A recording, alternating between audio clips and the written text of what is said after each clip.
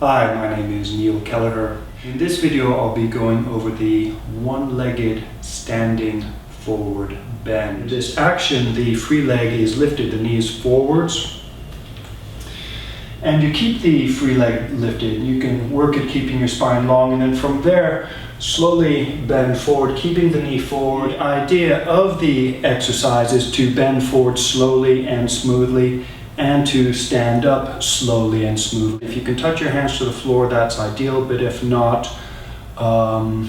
work towards it. And so when standing on one leg, keep the other knee lifted, slowly bend forward. See if you can control yourself as you descend, and then when you stand up, do the same thing slowly and smoothly, and then switch legs. So lift the other knee, bend forward. If you can, touch your hands, if you can, touch your hands to the floor, and then stand up. One of the challenges I have in this pose is that standing on my right leg, it is fairly easy to bend forward and stand up. On my left leg, I had an injury where I damaged the inside of the knee a few years ago, and what I find, I believe that's the cause, what I find is bending forward on my left leg, particularly when I'm standing up, I get a feeling of tension in the back of the hip. And so my challenge is learning to do the pose in such a way that I don't get that tension. So my theory is that the problem with my left side is that the obturator internus isn't activating properly, and it perhaps doesn't have the space to activate. And what may be happening, so the obturator internus, it starts on the inside of the pelvis, passes around the back of the pelvis and reaches slightly upwards to attach to the thigh bone. So from the rear it looks like the muscle is going this way, and it attaches, or it passes around the pelvis just above the sitting bone. So from here reaches up and attaches to the inside of the greater trochanter. And what may be happening for myself is that feeling of tension isn't necessarily the obturator internus, it might be the gemellus superior and or inferior, and those muscles have a similar path, or maybe the quadratus lumborum, which attaches, its fibers sort of reach downwards to attach to the back of the thigh. Whichever it is causing some sort of pain in the back of my hip when I stand up. And so when I bend forward, particularly on my left leg, my goal or my intention, what I'm trying to do is create enough space at the back of the hip socket between the sitting bone and the back of the thigh bone, so that obturator internus has enough room to contract effectively. And one of the ways that I work on deliberately activating obturator internus is once I've turned my hip slightly towards my standing leg and keep it in that orientation, I then work at trying to spread the sitting bone, move the sitting bone away from the tailbone, and then I try and keep that feeling while I bend forward. And you can read a little bit more. So here's a picture of the obturator internus, or here's a couple of pictures, and you can see the way it attaches to the inside of the pelvis and then passes through the lesser sciatic notch and then attaches to the inside of the greater trochanter. And I believe that because it has it attaches to a large surface area within the pelvis, that gives it quite a bit of stability, or a big foundation from which to pull the sitting bone outwards. So why is that important? So the obturator internus passes around the back of the pelvis, and when active, it may, with respect to a stable thigh bone, it may pull the sitting bone outwards, and actually pulls the sitting bone away from the sacrum, just a slight amount. And attaching between the sitting bone and the sacrum is a ligament called the sacrotuberous ligament. And my theory is that by activating the obturator internus, it adds tension to the sacrotuberous ligament. And that's important because there are some fibers of the gluteus maximus that attach to the sacrotuberous ligament. So right about there, and from there they attach to the back of the thigh bone. So with the sacrotuberous ligament tight, or with some tension on it, those fibers of the gluteus maximus, this muscle here, then have a firm foundation from which to act on the thigh bone. Why is that important? Not only then can those muscles, those fibers be used to pull the body upright, but they can also control the descent of the body while bending forward. So one of the reasons that I like to do this pose as opposed to this pose is with the leg forward, the center of gravity is more in front of the leg. That means the back of the leg has to do more work while bending forward. You'll be able to feel that when standing back upright. You may feel the back of the thigh tensing and the buttock. And so I feel when I can do this effectively, poses like bending forward in this may be easier, and it may lead to an increase in flexibility or perceived flexibility because you know these hip muscles are strong. You can create the same feeling in the hip joint while bending forward in this pose, like the feeling in bending forward in this pose. So rather than relaxing the legs, because you're standing on both legs, you can work at keeping the hip joint stable, using this hip to control the descent of your body forwards. And because this hip has stability and control, you may find that you can go further forwards.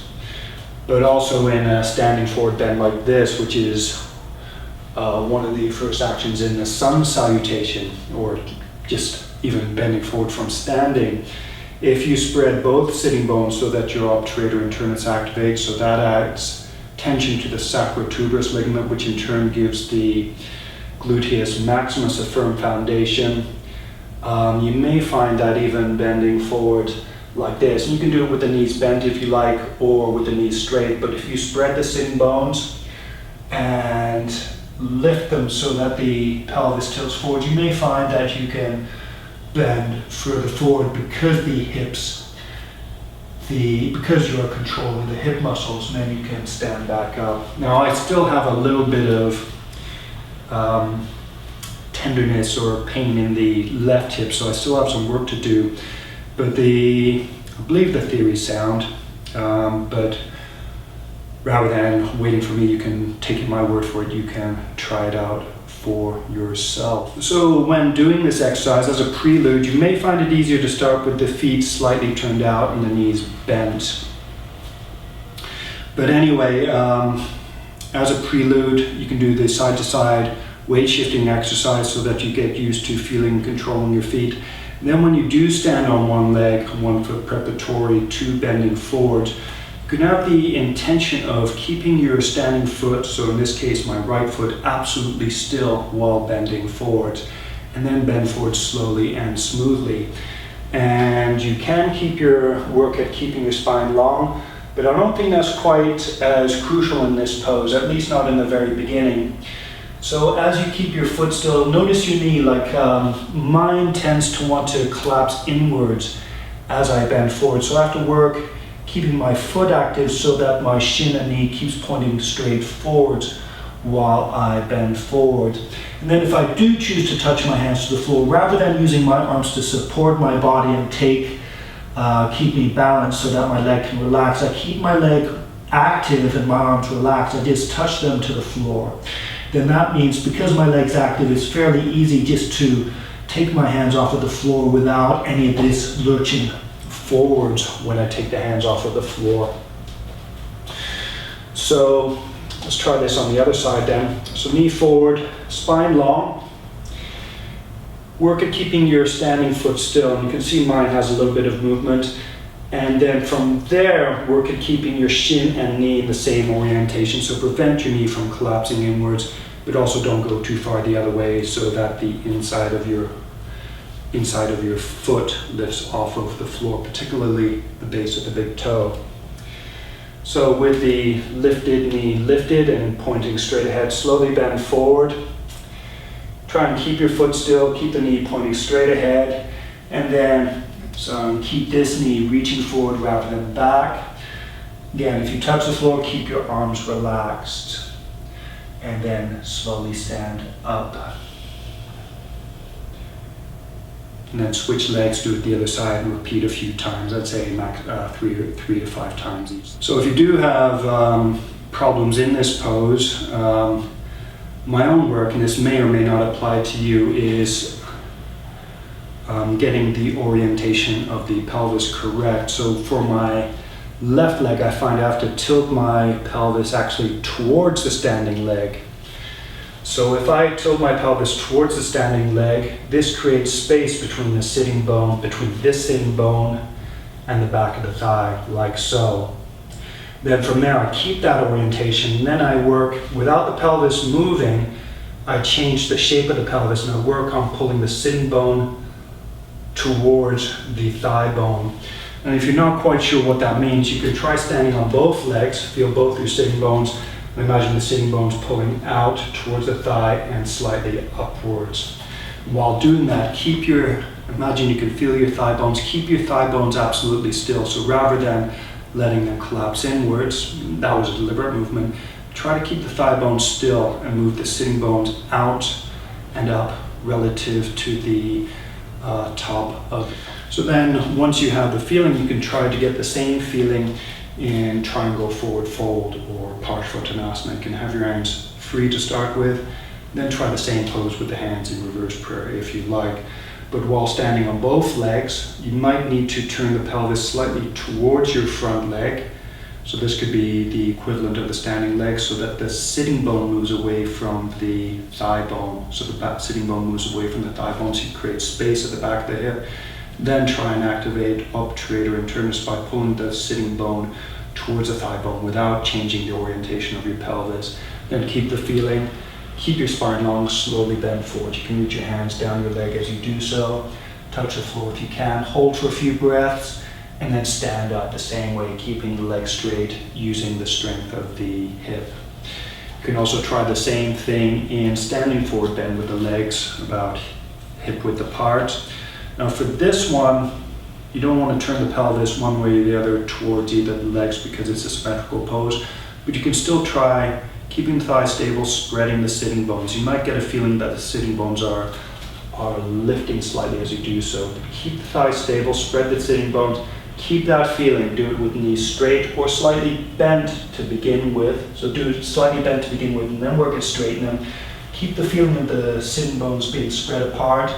Keep the spine long. If you like, touch your hands to the floor. If you can't do that, touch your hands to the leg.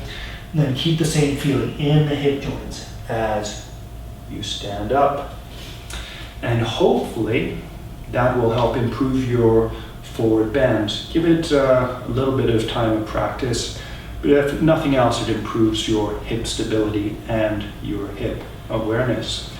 Thank you very much.